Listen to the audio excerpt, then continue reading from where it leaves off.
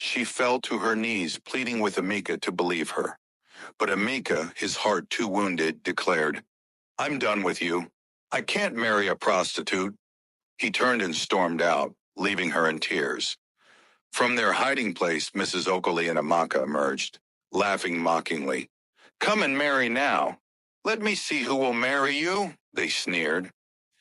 They hurled insults at Adobe as she sat there, sobbing uncontrollably. When Victor finally regained consciousness, he was just as confused. "What's going on? Why am I half naked? What happened here?" he asked in bewilderment. Adeobi, her voice breaking with despair, replied, "My aunt set us up. My marriage is ruined.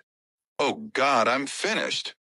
Victor, visibly upset by the deceit and manipulation, left the house, deeply troubled by the injustice done to Adobe. When he returned to work, he confided in his boss, Mr. Pius, and recounted the entire scheme, how Adobe's aunt had ruined her chances of happiness. Mr. Pius, moved by the injustice and the cruelty of it all, felt a deep sympathy for Adobe's plight.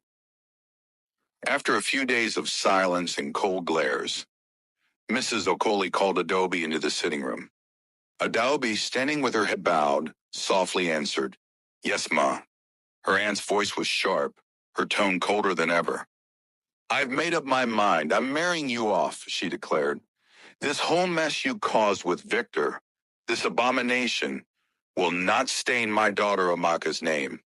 The only way to salvage this disgrace is for you to marry Olga Silas." Adobe's heart stopped. Her breath caught in her throat. "Olga Silas?" she echoed, her voice trembling.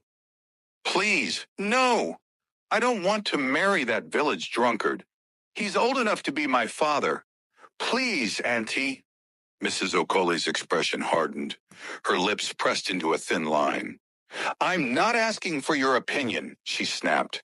"You will marry him in 3 days' time. Prepare yourself." Adobe fell to her knees, tears streaming down her face. "Auntie, please, don't do this to me. I've done nothing wrong. I don't deserve this. I beg you, please have mercy." But her pleas fell on deaf ears. Mrs. Oakley stood up, her voice echoing off the walls. "You brought this on yourself.